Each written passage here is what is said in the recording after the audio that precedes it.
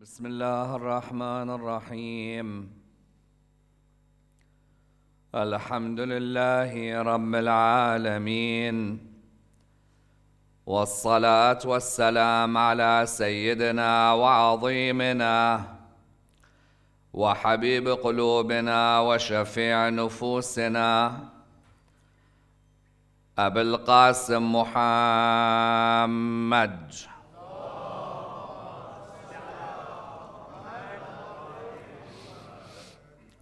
وعلى أهل بيته الطيبين الطاهرين وأصحابه الغر الميامين. الحمد لله الذي جعلنا من المتمسكين بولاية سيدي ومولاي علي بن أبي طالب.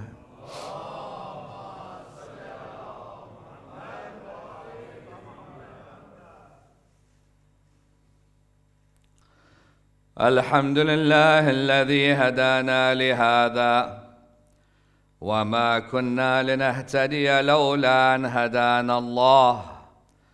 أما بعد، فغضبت فاطمة بنت رسول الله صلى الله عليه وآله فهجرت أبا بكر. The first of our loud salawat in honor of Rasulullah Muhammad sallallahu alayhi wa alihi wa sallam.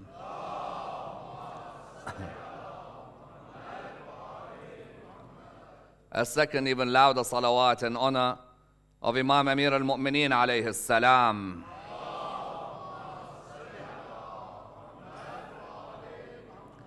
A third with your loudest voices in honor of the Imam of our time, Imam Sahib al-Asr wal-Zaman.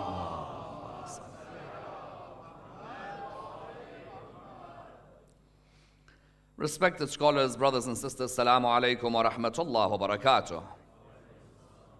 How did Fatima Zahra alayhi salam die? Did she die a natural death? Did she die because of grief? Did she die because she was killed and was therefore a martyr? Indeed, this particular discussion is one of the most controversial and important discussions in Islamic history, and a discussion that requires a thorough examination, for it is a discussion on which there are a variety of opinions in all the schools of Islam. The reality is that when you go to any of the schools in the religion of Islam, you'll see that they all revere Fatima Zahra alayhi salam. There isn't a single school in the Muslim world but that they respect the daughter of Rasulullah sallallahu alayhi wa alih. But the question arises as to how this daughter died at such a young age. Because naturally, when you hear that Fatima Zahra alayhi salam died at the age of 18, or as some might say at the age of 28, normally when someone dies at that age, a question arises straight away. If now you heard news, for example, that a 95-year-old in your family passed away, your first reaction is, Inna lillahi wa inna ilayhi raji'un. But when someone in your family dies at the age of 18, the first reaction is, how did they die? What happened? Someone so young, there must be a cause. Because as just human beings, although we know very well that death can come upon us at any time, whether you're 12 or whether you're 80, whether you're rich or whether you're poor, whether you're educated or non-educated, the angel of death can come to you at any time. The reality is that when we hear of someone dying young, it's different from when we hear of someone dying old. When I hear of someone dying young, automatically there is a sense of pain, but at the same time there is a question mark that's raised. That how did this person die so young? What was the issue that led to them dying so young? Therefore, this particular issue is an issue on the first level that one dissects because of the fact that she died at such a young age. On the second level, Fatima Zahra alayhi salam is the princess of the religion of Islam. If her father is the king of the religion and her mother is the queen of the religion, then the person we're analyzing is the princess of the religion of Islam.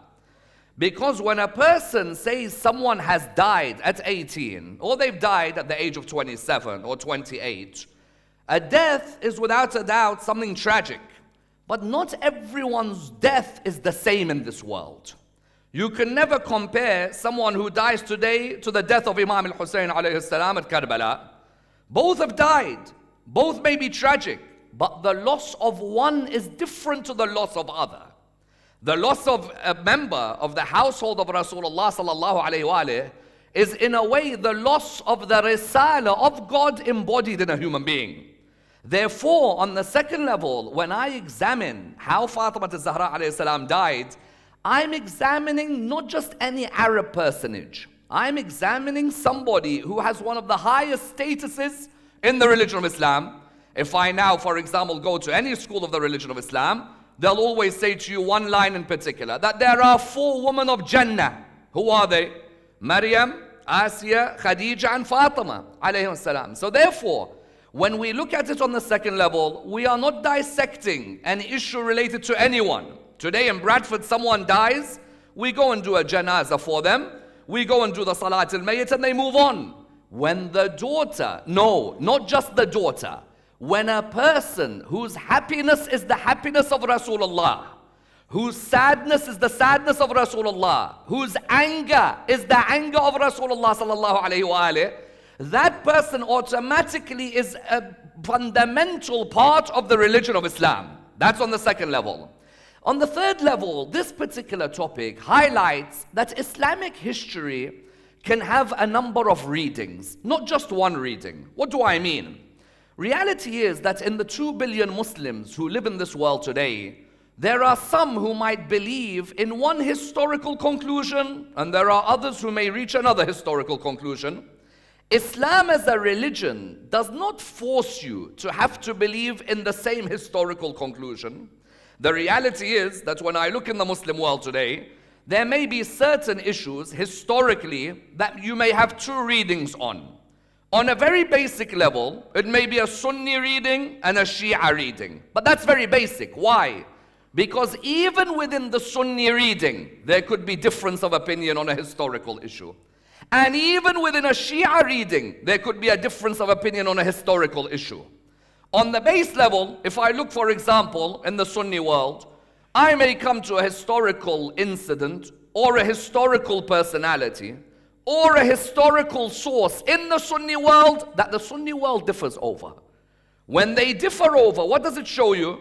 It shows you that even historically in one school of Islam, you may have different readings on one topic, let alone if you have 2 different schools of Islam. What do I mean? In the Sunni world today, they may be called, for example, with the title of the sect, but you ask some on the position of a certain companion, they will say to you that we do not like him that much. Then you may ask them about another opinion on that companion. They may say, no, at the end of the day, if he's the brother-in-law of the Prophet, he becomes the uncle of the believers, and therefore we have to respect him. An important point, for example, is look at Muawiyah. Muawiyah, in the Sunni world, not every Sunni has the same reading and opinion on Muawiyah. There may be a number of readings on the historical personality of Muawiyah. Some of them may come to a conclusion where they say that he is to be seen as Khal al-Mu'mineen, the uncle of the believers, because his sister, Habiba, was married to Rasulullah sallallahu alayhi wa alayhi. Others may turn around and say, so what? If the man caused issues in the ummah, then I cannot respect him the way I respect those who were the foremost of the Muhajirun and the Ansar. Therefore, what I see here is even within one school of Islam, there may be different opinions on one historical issue. There may be different opinions on one historical source in one school of Islam. In the Sunni world today, you look at a text like Al-Mustadrak ala Sahihain of Al-Hakim al-Nisapuri. Some may see it with more veracity or may view it with more veracity than others. It's the same school, but there could be different readings in that same school. One school will have a source, but that source in that school, they may say, one group of them may say that we take this source as one of the highest after the 6 Sahih works. And another of them may say that no, for us, this has many question marks. Even a scholar, and you'll see why I mentioned this breakdown, even a scholar in that school, some may have different opinions, even though he is a member of their school. Ibn Taymiyyah, for example. Ibn Taymiyyah in the Sunni world, although they all subscribe to the same madhab, but their reading of certain sources, their reading of certain historical figures, their reading of certain historical personalities may differ. Ibn Taymiyyah, some people in Ahl Sunnah may give you different readings about him. Some say heretic, some say troublemaker, some say greatest mind, some say great scholar, some say great reformer. What am I trying to show here? That when I as a Shia have a reading of history, I have a reading and other schools in Islam have their readings. Other schools in Islam are not monolithic in the way that they see things. Likewise, when I as a Shi'i have my school will have its readings on an issue, its reading on certain personalities, its reading on certain books. I'm Shia. I openly say that that is my theology. Within my school, there may be certain sources that my school has different opinions on their veracity. Some scholars in my school look at Kitab Sulaym bin Qais al-Hilali. Some say it's a book that can be used. Others put a major question mark on it. We're all Shia. But you see that even within the school, there could be different readings on the literature that we're using. Within my school, there may be companions of Imams. Some scholars take their narrations, other scholars do not take their narrations. Mufaddal bin Umar, Jabir bin Yazid al-Ju'fi, companions of the Imams. There are some scholars who say liars, there are others who say extremists, there are others who say reliable. If we, within our schools, have different readings on issues, then how can we, amongst each other, also not have different readings on key historical issues? If my Sunni brother and sister concludes that Fatima Zahra alayhi salam died in a certain way, and I conclude that she died in a different way, there's no problem whatsoever. No problem. Someone says, what do you mean no problem? My way or the highway? Who said your way or the highway? A religion that's 1400 years is a religion that has gone through a number of complicated historical issues. Some of the historical issues have taken a sectarian tone. Some of the historians themselves may have had a certain political inclination. Therefore, when I answer the question, how did Fatima Zahra alayhi salam die? I have to appreciate that in my religion, there are several readings of the way a historical issue may be concluded. If today I see one school give a certain conclusion, I may give a different conclusion, there is no problem whatsoever. I cannot force another school in Islam to agree with what I agree with. But nor can I condemn another school who disagree with my point. What do I mean?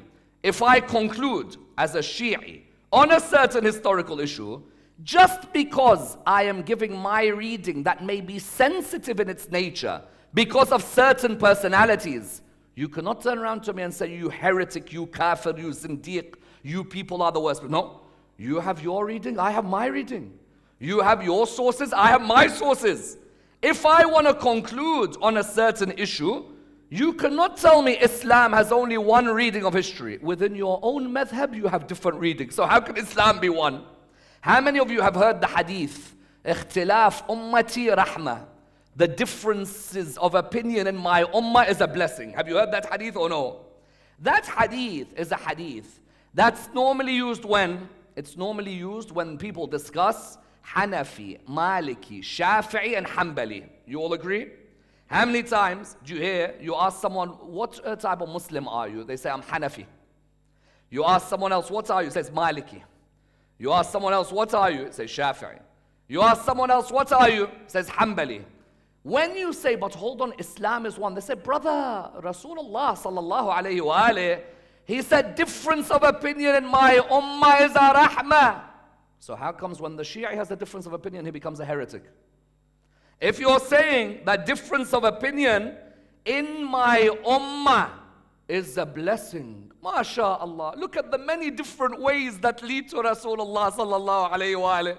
One way in Pakistan and India, Abu Hanifa. Another way in Morocco and Algeria, Mawalik. Yes, the Malikis. Another way in Egypt, Shafi'i. Another way, for example, in Saudi Arabia, Hanbali. You say, Baba, but there's all different schools. They say, yes, but Rasulullah said that difference of opinion in my ummah is a blessing. Then how comes when I have a difference of opinion about Fatima Zahra's death, it's not a blessing?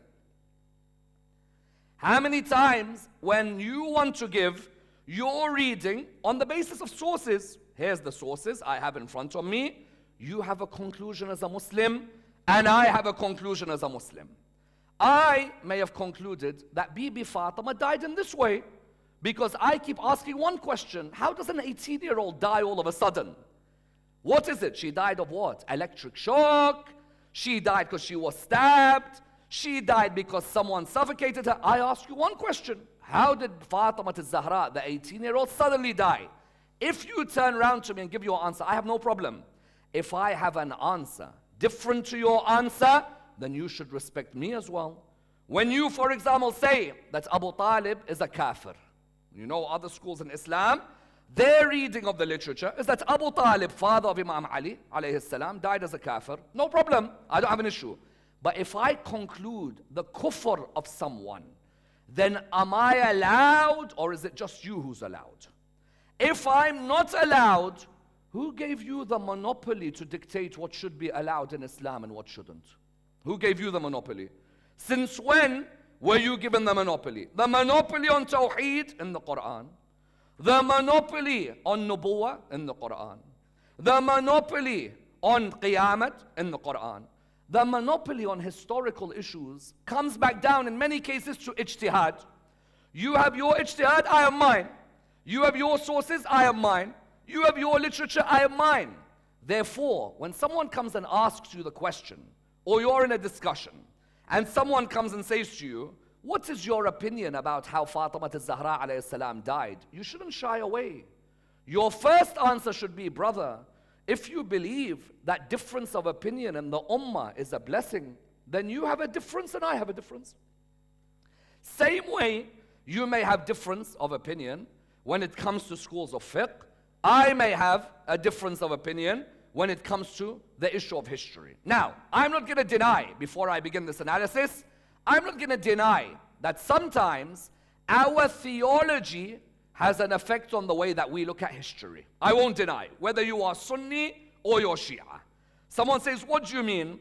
If theologically I already have a particular belief about a group of people, then when I look at history, my lens is going to be affected by my theological beliefs. True? Even I as a Shia, when I look at certain issues in history, maybe the way I look at them may be affected by my theological outlook. If I believe all the Imams are martyrs, are shuhada, and all the ma'sumin are shuhada, then if I approach history with this belief, sometimes that does not become objective, it becomes subjective. Why? Because sometimes what happens then is, I believe all the ma'sumin are shuhada, therefore Bibi Fatima must be a shahida, I don't care what the sources say, all of them are shuhada. Sometimes you also have to be historically objective as well. You cannot allow the theology to dominate the way you conclude about history.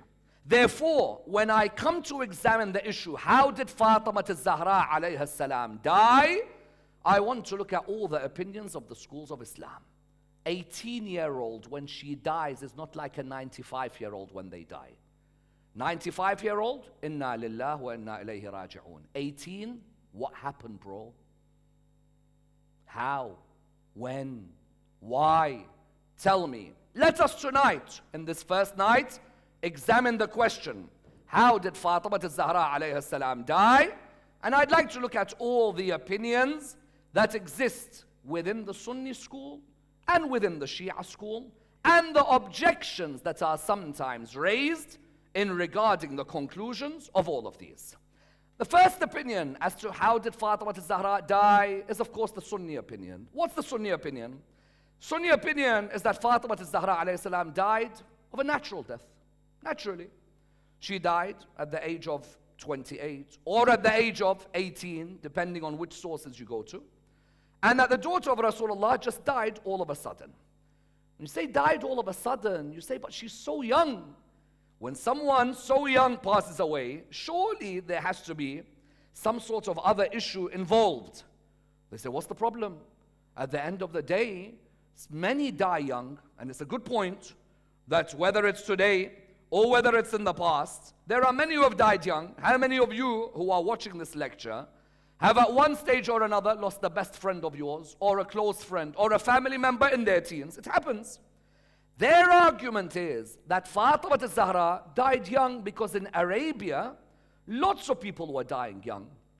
Wasn't like the rate of the ages of the people in Arabia was what?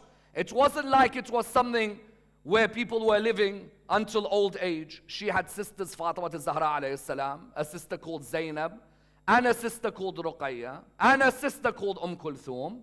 All of them did not exactly live to an old age. So the Sunni opinion is what?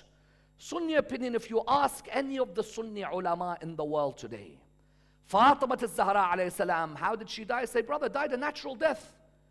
Just natural? No, maybe I'll add something. Said what? Said died because of grief.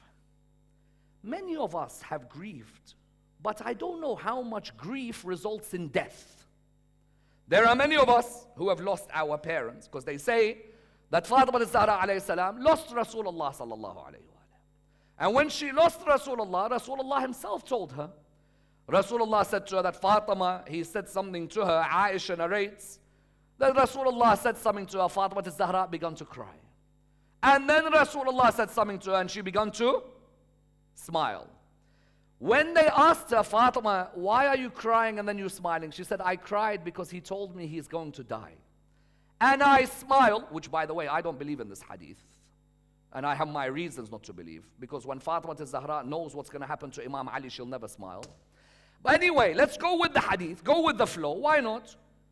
And she began to smile. Why? Because Rasulullah said, you will be the first to join me.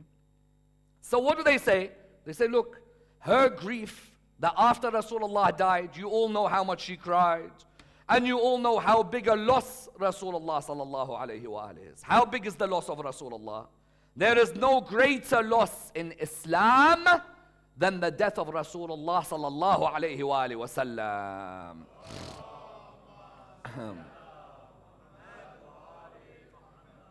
So therefore, they say that, look, Fatima alayha salam, she died at the age of 18 all of a sudden. All of a sudden, how? Heart attack? No. Electric shock? No. She fell awkwardly? No. How an 18-year-old dies all of a sudden? Say, Baba, people die in their sleep. It happens. Okay, no problem. It happens. But Fatima Zahra alayhi salam, what is the reason? Say the grief. The grief can lead you to suddenly dying. I have met many who have lost their parents. They've cried, even some have become depressed for 2-3 years. But they didn't die because of the depression. The depression may have affected them, but they didn't die because of it. Fatima Zahra, when you ask them, they say, but look, this is what it is. Interestingly, on this point, I have never, and I may be standing to be corrected, I do not mind if someone brings me a reference that contradicts what I say.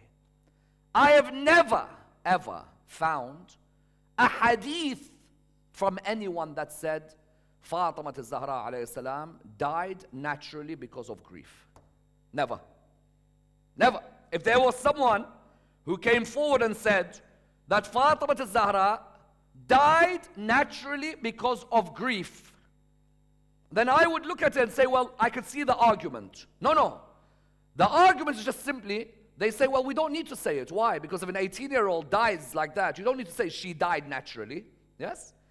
So they say, no, you don't need to. And if they died young, she died young like others. My point about her dying young is important. Why? They say Fatima died young because others around her also died young at that time. Her mom didn't die young. Her mom died young. Fatima Zahra's mother, Khadija alayhi salam. Khadija lived at least, let's say, that Bibi Khadija lived till her 50s, if not till her 60s. Would you agree? So if Bibi Khadija was living in Arabia up until that age, why would Bibi Fatima die all of a sudden at the age of 18? Further than that, the question is asked to them, if Fatima Zahra died a very natural death, I'm sad, my dad's died, I sleep, I die, then why does Fatima Zahra not want anyone to attend her funeral? At the end of the day, if I'm going to die a natural death, that's me, my dad, and my family. Why tell the community, do not come to my janazah? I ask you all a question, that if you had your personal issues at home with your health, would you make an announcement to the mosque, don't come to my janazah? Now they answered this, and we respect their answer even if we don't agree. Because Islamic history is not anyone's monopoly. What's their answer? Their answer is that Fatima Zahra alayhi salam wanted to be buried and no one attend her janazah, and wanted to be buried secretly in the middle of the night. Why? Because she didn't want anyone to see what? To see the shape of her body. Because if there's men in the janazah, then the men would be able to see what? Would be able to see the shape of her body.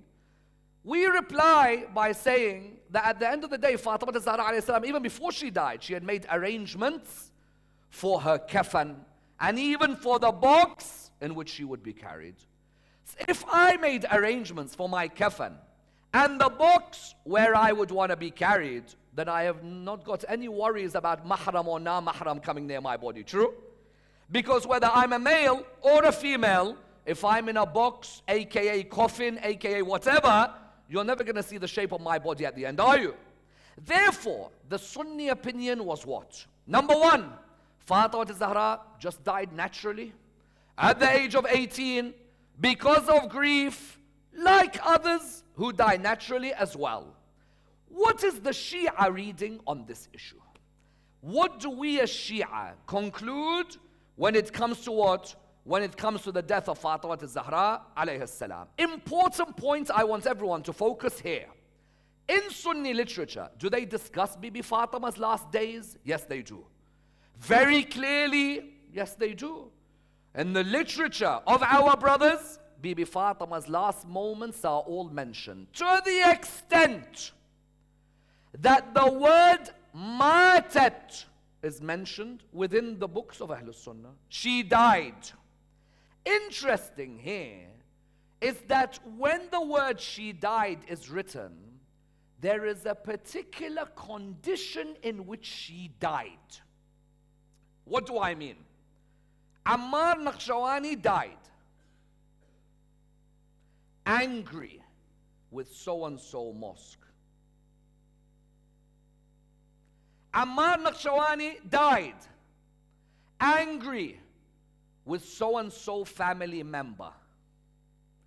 Ammar Nakshawani died peacefully in his sleep. Is there a difference between these three sentences? Ammar Nakshawani died and he was angry with so-and-so. Ammar Nakshawani died and did not want so-and-so family member to come near them. Ammar Nakshawani died peacefully in his sleep, happy with the Muslim community. Would you agree there's a difference between the three sentences? If you look in Sahih al-Bukhari, so I begin by using the source of others rather than mine. Bukhari narrates Fatima Zahra alayhi salam's condition when dying. When he narrates it, he mentions something important. Firstly, what does he say? Fatima died angry with Abu Bakr. Fatima Zahra died angry with the first Khalifa. Here, there is a new slant onto the death issue. Why? There's a difference between saying Fatima Zahra died angry, died sad about Rasulullah sallallahu alayhi wa alayhi. What does that give the impression of? That Fatima Zahra alayhi salam, the poor lady, she was sad and depression led her to fall asleep and die. Versus Fatima matat. Fatima died while in a state of anger with the first Khalifa. You see the difference? All of a sudden, natural death has question marks next to it. Why? When I'm angry with someone and I make it blatant when I'm dying, then they've done something that's added fuel to the loss of my father. Would you agree? My dad's died. I'm grief-stricken. I'm heartbroken. You all agree. But somewhere in that being grief-stricken and heartbroken, a member of my family has made the issue worse. Normally, when your dad dies, family members or those close to you will all come home, will come and have a cup of tea with you, might have a glass of water, may take you out even of the house and say, listen, breath of fresh air, let's change the environment, let's change the atmosphere. When you look at Fatima Zahra alayhi salam, if the hadith books only said that Bibi Fatima alayhi salam died sad because of Rasulullah sallallahu alayhi wa alih dying, then I would say to you, it slants towards a very natural scenario. When, however, on the first level, it says where? In Sahih al-Bukhari, because when a non-Shia asks me, why are you doing Fatimiyah majalis? Why? Why do you Shia do this commemoration? And you know, this is the polite one. The one who's not polite will say this Rafidi scum, these dogs, these liars, these, and I'm sure you've all come across online. When I turn around, I say, brother, firstly, you don't have a monopoly on Islamic history. I have a reading and you have a reading. You have sources and I have sources. Secondly, brother, difference in the ummah, mashallah, is a mercy. So let me have my difference as well. Thirdly, my brother, when I'm looking at all of this, I come to one point and a fundamental point. What is it? I am going to use your books. When I use your books, what do I find in the usage of your books? I find that in your books, number one, there is suddenly a difference in the tale. Sometimes, my dear brothers and sisters, some of you have come across the concept of murder mysteries or no? How many of you have heard about murder mysteries? Everyone focus here if you don't mind. Murder mysteries, what are they? Murder mystery is you're looking for clues in the issue. True?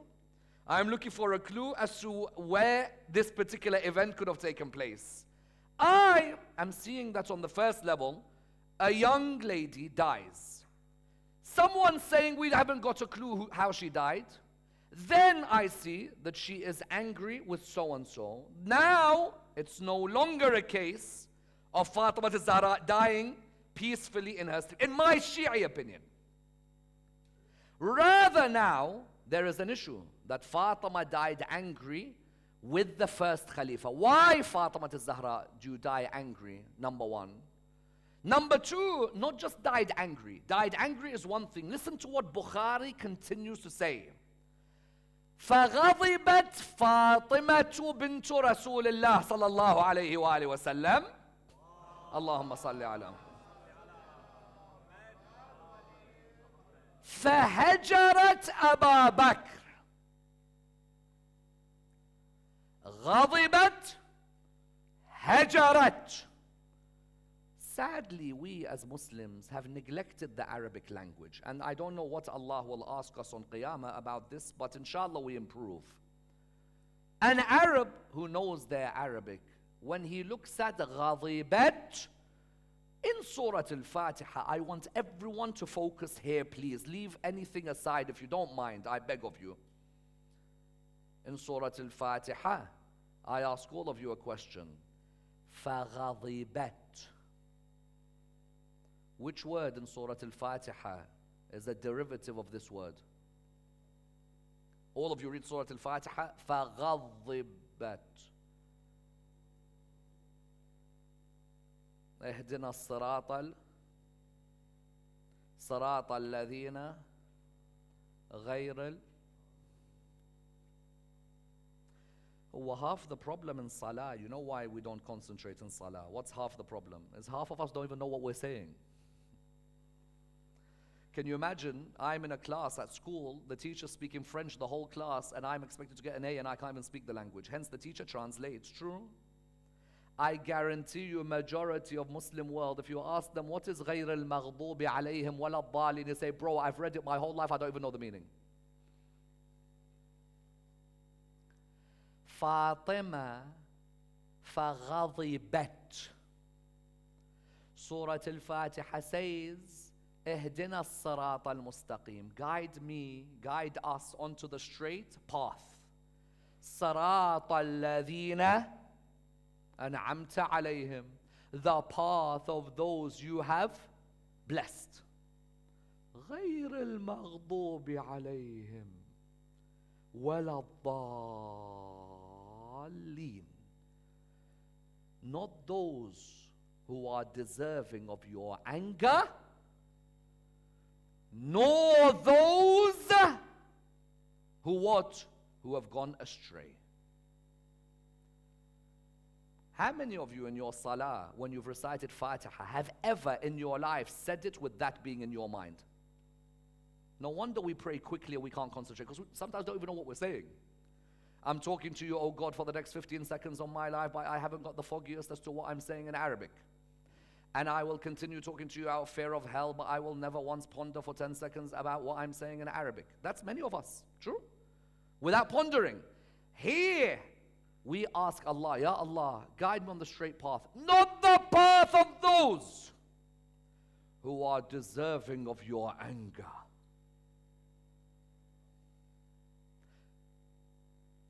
Bukhari says two things about Fatima Zahra alayhi salam. Number one, Fatima is a part of me. Whoever angers her, angers me. Number two, فغضبت فاطمة بنت رسول الله صلى الله عليه وآله. Fatima became angry. That means that that's the anger of Rasulullah on that person as well. That means that's the anger of who? Allah.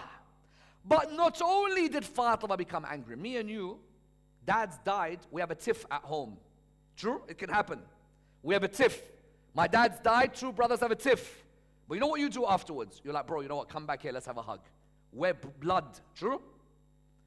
Fatima Zahra, the hadith says, غضبت, but it doesn't stop. فهجرت أبا بكر, and did not want him to come near her again. She left him alone. You know how you have the word hijrah? What is hijrah?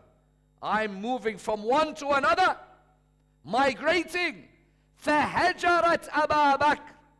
Not only was she angry with him, and I'm showing you the reading. Look, this is meant to be my Shia reading. I'm using a Sunni source to talk about this. Not only was she angry, but she wanted to have nothing to do with him. Now, because of this, automatically, what's the first thing that happens to me? I begin to ask questions about why Fatima Zahra alayha salam is angry with someone, not just angry. I don't want the man near me again. From there, in my Shia reading of how Fatima Zahra died, number one, she's angry with someone. Number two, don't come near me again. Number three, it's a Sunni source, not Shia source. So half of Fatimiyah is being proved where? In a Sunni source. Number four, then of course, I have my own sources. My own Shia sources that discuss what happened to Bibi Fatima. A common argument that some people put forward is, yes, but us as Shia, we only have this old book of hadith which isn't that reliable, and then suddenly everybody begins to give their own frameworks for reliability. The oldest source, or one of the oldest sources of history in Shi'ism is Kitab Sulaym bin Qais al-Hilali. Kitab Sulaym, I do not doubt that Kitab Sulaym, which narrates how Fatima Zahra alayhi salam died. What does the Kitab say? Fatima Zahra alayhi salam died, not a natural death. Fatima Zahra alayhi salam died 40 days after Rasulullah sallallahu alayhi wa alayhi died with a broken rib. Baby Muhsin miscarried, squeezed between the wall and the door. Someone says, this is exaggerated. My brother, If you want to believe it's exaggerated, I don't mind. But you don't have a monopoly on how we examine history. Someone says, but bro, I revere the first Khalifa. And I've been raised in a house where I respect the Khulafa. As I said, and I will repeat again, if you believe in the theory that I don't subscribe to, which is the ultimate decency of the Sahaba of Rasulullah, I don't subscribe to it. I also believe the Quran doesn't subscribe to it. That the Quran itself exposes the behaviors of certain people around Rasulullah sallallahu. But if you believe that because he is the first Khalifa and because he's the father-in-law of Rasulullah, it's up to you. I cannot force my opinion on you. All I will say to you is, Fatima Zahra's anger is the anger of Allah. If Fatima Zahra dies angry with somebody, then automatically what does the conclusion become? There has to be a question mark. Kitab Sulaim, someone says, but you can't rely on it. Kitab Sulaim, for me, I may even go as far as saying every Shia book is open to analysis and open to criticism. Every single book is open to analysis, whether the author existed or didn't exist. Is it a pseudonym or not a pseudonym? Aban bin Abi Ayyash, can I take him? I cannot take him. I don't mind. No issue. But what does it reflect? That in the early Shia community, there was a clear belief about Bibi Fatima's rib being broken and that she died as a martyr because of this. Number one. Number two, if you look in the time of Imam al-Sadiq and Imam al-Kadhim salawatullah wa salamu alayhima, you look in their time, did the Shia of their time, and the Shia of their time are living 150 years after Rasulullah sallallahu alayhi wa alayhi died. Do you agree? 150 years after Rasulullah died, not 300 years, not 400 years, not 600 years, because someone will turn around and say that you're bringing me things from hundreds of years later. I want something early. Sayyid al-Himyari, the great poet, himself in his poetry talks about the beating of Fatima Zahra alayhi salam and the killing of Fatima. Sayyid al-Himyari was alive in the time of Imam al-Sadiq and Imam Musa al-Kadhim alayhim salam. Number three, Hisham ibn al-Hakam, one of the great companions of the Imams. Non-Shia in their description of him would say Hisham ibn al-Hakam is a Rafidi. And he believes that Fatima was squeezed between the wall and the door and miscarried her baby. Hisham was living in whose time? Imam al-Sadiq's time. That means that those who say you Shia made up this story a few hundred years afterwards. I say, Baba, Hisham is living in the time of Imam al-Sadiq. If now you ask me, I'm showing you someone living in the time of the Imams who non-Shia say he is a Rafidi Shia who believes that Fatima died as a Shahida. That's number three. Number four, there are other Shia, not just 12 Shia. Would you agree? There are Ismaili Shia. There are Buhara Shia. There are Zaydi Shia.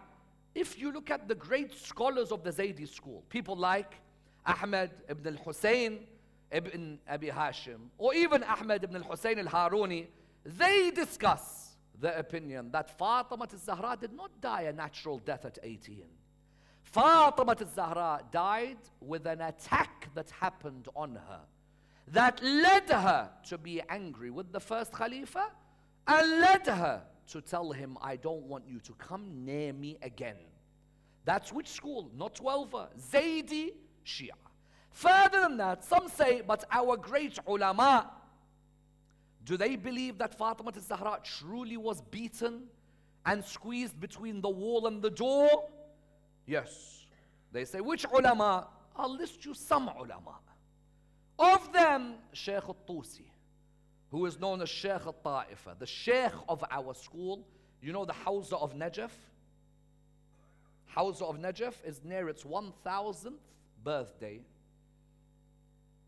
It was established in the time of Shaykh al-Tusi.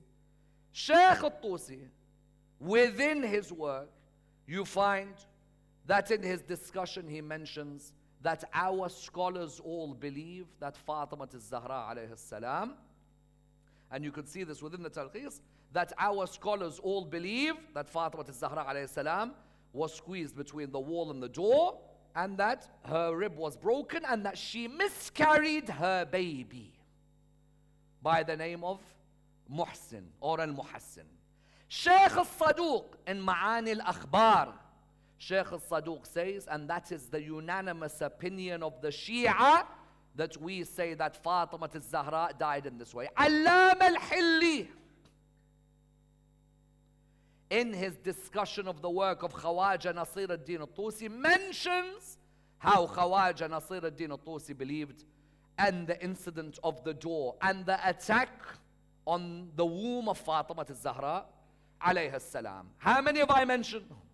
Some say yes, but we want a stringent criteria or framework by which you can find us something which is sahih, that is clear and authentic, that Fatima Zahra died in this way. And this answer I could give so many answers for when people make such statements. Number one, looking for something sahih in history is different from looking for something sahih in fiqh. In fiqh, when I'm looking for this rigorous criteria for something to be reliable, it's because of what? It's because I want to make sure that, am I meant to do this thing or is it haram for me? Because I'm going to be subject to Allah subhanahu wa ta'ala asking me. So I want to make sure that this hadith is reliable or not. History, I don't work in that way. Therefore, there is a difference between historical reliability and jurisprudential reliability. Historical authenticity and jurisprudential authenticity. That is number one. Number two, in other schools in Islam, they have certain incidents where you cannot show me a sahih, authentic chain, but they all believe in it. I asked them, show me a sahih, authentic chain for Umar ibn al-Khattab, how he became Muslim. Show me. Because you all tell the story that he slapped his sister. He had a sister called Fatima. He slapped her when he found out that she was reading Quran and she had converted. He then went to the house of Rasulullah sallallahu alaihi wasallam to go and kill the Prophet.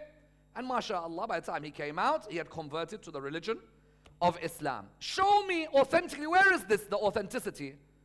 No, will not show me a sahih authenticity. But we all have to believe in it. Therefore, there are incidents that you believe in which may not have that as well. Number three, according to whose framework of sahih?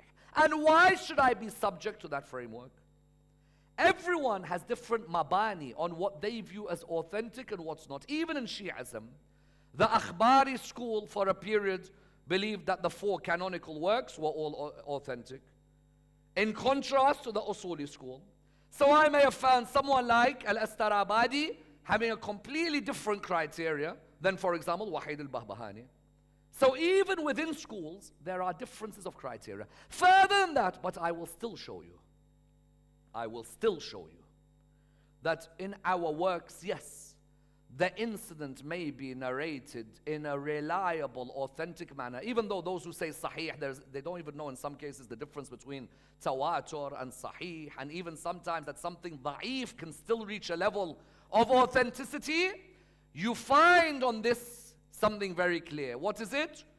You find, for example, Kanz al-Fawaid, one of the works of our scholar Al-Karajiki, has a work called Kanz al-Fawaid. In there, you look at the chain, authentic as it comes on the incident of how Fatima Zahra alayha salam was killed. Therefore, when someone asks me, show me an early source, I'm going to show you Karajiki. In some cases, people say, bro, I haven't even heard of Karajiki. That's not my problem, my brother. Just because you've not heard of a great Shi'i alim does not mean something doesn't exist.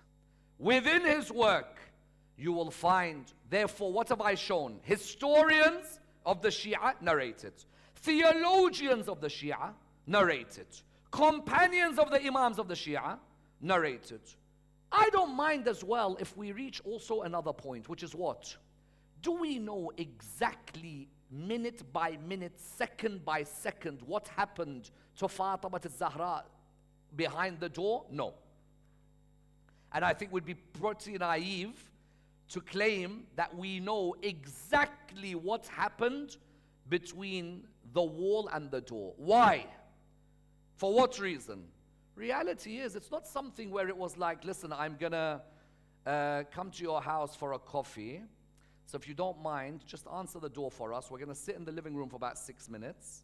And then afterwards, we'll have a 15-minute meeting. The whole incident was, open the door. I'm going to get in. Ali must give us pledge. In, out, move, shouting. I cannot come in 2023 and say, I know exactly what happened in that moment. Some Shia go as far as saying there was a slap. Some Shia go as far as saying there were kicks. I personally, in my research, I believe that there were 23. This is my reading. Again, I will repeat this a million times. No one has a monopoly on Islamic history.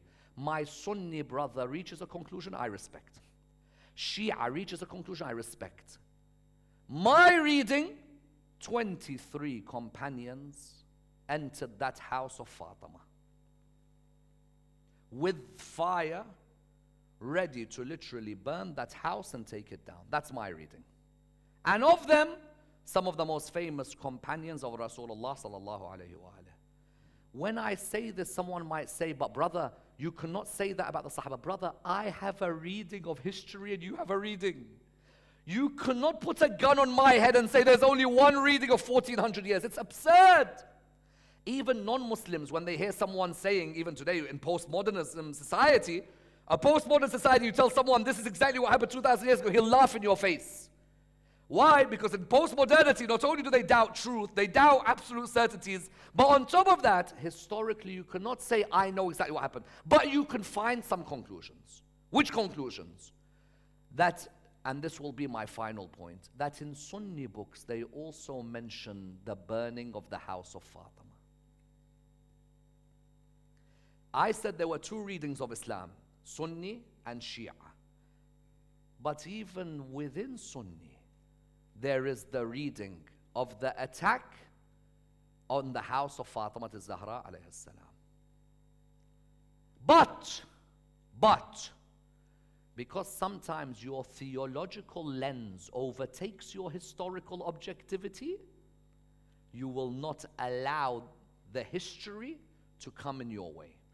Someone says, what do you mean? Tabari narrates, Baladari narrates, Ibn Abi Shayba narrates. All of these are famous Sunni historians. All of them mention the second caliph threatening to burn the house of Fatima. All of them. Some, they went into one camp. Listen to what they said.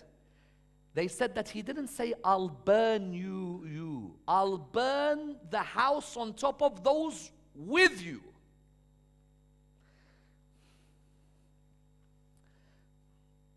If you threaten to burn my house, I'm living in Bradford, and tomorrow you're like, listen, we're all going to come and burn your house. Burn the house on those living with you. I'll be like, I think I'm pretty much going to call the police straight away. It's not the most pleasant thing to do.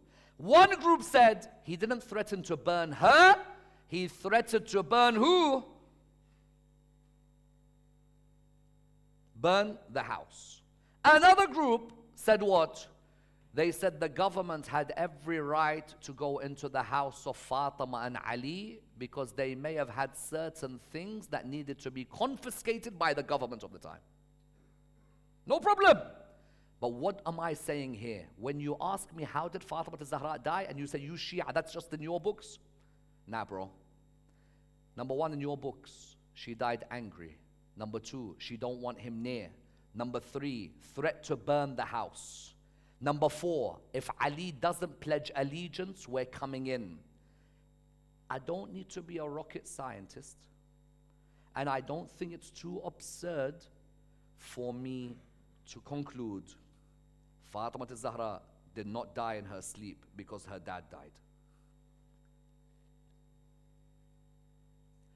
If you remove the name Fatima, you remove the names of the people involved, and you put it in a case with English names, it's not a mystery, and it doesn't need a genius to realize something's gone horribly wrong.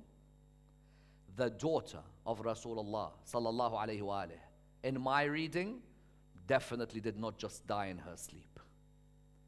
That daughter is above being silent on injustice. And when you are silent, when you are open against injustice, you have to be ready to face vengeance, face an attack. Why is it that we ask, how did Fatima die? Someone might say, who cares? We should just learn from her life. Not really. Someone dying, anyone dying, it's a tragedy. But when the person purified by Allah on earth as the greatest lady dies, I have to reassess my path to Rasul's Sunnah. Because if there are people involved in killing her, then do I take my Sunnah from the killer or the killed? And that's why you found that for many of our ulama, her death was the biggest tragedy. That when they talk about Fatimiyah, what do they say? They say Fatimiyah is Fatima Zahra's Ashura. Imagine. That's Fatima Zahra's greatest tragedy. For the scholars, whenever they would come, you hear all of them. When it came to Fatimiyah, our ulama would change in a way that's different. How many of our ulama do you see? When it's Fatimiyah time, they go in a julus with the rest of the people. How many do you see walk barefooted in that julus? How many do you see stop the classes of Hawza in Najaf and Qum? Why? Because when Fatima dies, everything stops. And only Allah subhanahu wa ta'ala knows how difficult it must have been for Imam Amir al-Mu'mineen alayhi salam. Allahu Akbar. Imam Amir al-Mu'mineen on the one hand had just lost his beloved Rasulullah sallallahu alayhi wa alih, and now you saw him losing who? Now you saw him losing his beloved wife Fatima alayhi salam. How much strength Imam Amir al-Mu'mineen must have had in those moments where the Imam had to remain strong in that period, and the difficulty that he faced with an ummah that had neglected him, and an ummah that had let him down, and an ummah that had shortly after Rasulullah died had forgotten all the blessings of Rasulullah sallallahu alayhi wa alihi. Imagine the sight of Amir al-Mu'mineen alayhi salam when it came to the burial of Rasulullah. But imagine the sight of Imam Amir al-Mu'mineen when it came to the washing of the body of Fatima Zahra alayhi salam. All of us at one stage or another have had to wash the body of those we love. It's one thing washing the body of someone who's died naturally. Even that is something full of pain. That is something where there is so much grief. But imagine washing the body of someone who has injuries all over their body. Allahu Akbar. There were injuries on that body. Only Allah knows from which angle she was struck. Only Allah knows how it felt for her when she lay on the earth. Yes. Only Allah knows the scream from Fatima at that moment when the Imam was washing the body. One of the ladies who was there, she said, I saw Imam Amir al-Mu'mineen wash the body of his wife Fatima. He then left the washing and he came to the corner of the room. I want you to picture this sight, all of you. He put his head between his knees and he began to cry in a way I've never seen him cry before. You know what that person says? She says, this was Ali, the victor of Khandaq and Khaybar. And here he was with his head between his knees crying and crying and crying. She said to him, Amir al-Mu'mineen, you are the one who achieved victory at Khaybar, but now I see you crying this way. He looked at her and he said to her, oh lady, don't blame me. As I was washing my wife's body, I came across her broken rib. Allah, the broken rib of Fatima Zahra alayhi salam. Imagine Mawla washing that area of his body. Yes, that area was a difficult area for it to be washed. The Imam finished the washing. She had made it clear, I don't want anyone to come to my funeral except certain personalities. The Imam went, Salman went, Abu Dhar al-Ghafari went, Imam al-Hassan and Imam al-Hussein alayhim as-salam went to the funeral. Abu Dhar al-Ghafari narrates an incident. I narrate it every year and it breaks the heart. Abu Dhar al-Ghafari narrates, he says that when we had the janazah with us, at that moment Hassan and Hussein came on the body of their mother Fatima. They both came on the body of their mom, yes? Those of you who've lost your mom in this hall, may Allah give you sabr at this time, yes? How difficult was it seeing your mom in her final moments, where you just want your mom to reply once to you, just for her to say one word to you. Imagine they were both there. At that moment, Imam Amir al-Mu'mineen took Imam al-Hussein away from his mother's body. Abu Dhar al-Ghafari wondered, why did you take Hussein away from his mom's body? For what reason? In the moment the Imam said, Jibreel came to me. He said, remove Hussein from the body of his mother. Why? Because the angels of the heavens could not bear to see Abu Abdullah in that pain on top of his mother. I ask you all one thing that takes my heart to Karbala tonight. If the angels could not bear to see Abu Abdullah on the chest of his mom, then how did they bear to see Shibr on his chest? إنا لله وإنا إليه راجعون وسيعلم الذين ظلموا أي منقلب ينقلبون واللعنة الدائمة على القوم الظالمين. My dear brothers, let's raise our hands in dua. We have many who have asked us for dua. There are many of us who have hajat, in all honesty. There's not one of us, but we are in need of Allah subhanahu wa ta'ala's help in one thing or another in our life. Ya Allah, we ask you in the name of Fatima Zahra alayhi salam to answer all of our hajat, Ya Allah. Ya Allah, our brothers around the world, our brothers in Palestine, our brothers in Afghanistan, our brothers in Pakistan, our brothers also in the Sudan, our brothers all around the world who are facing difficulty, who are facing oppression. Those families who have no one to protect them, those families who have no medicine, those families who have no shelter. Ya Allah, help them in the name and the wasila of Fatima Zahra alayhi salam.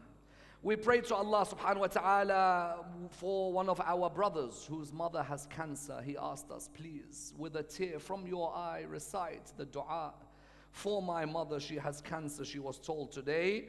Our brother was told, he called me, he said to me, my mom has cancer today, she was told. Please recite a dua at the end of the majlis. I want all of you, with the loudest of your voices, let's recite the ayah of the Quran. Bismillah ar-Rahman ar-Rahim.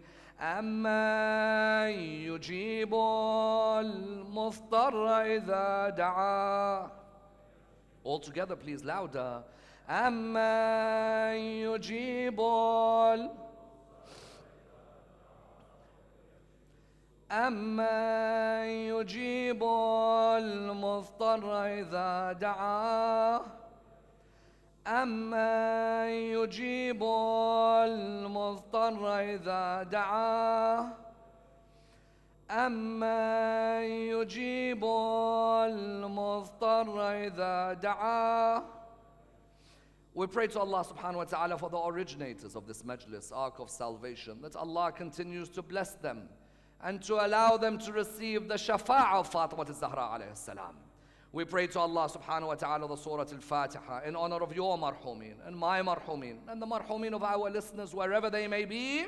But before it, the loudest of your salawat.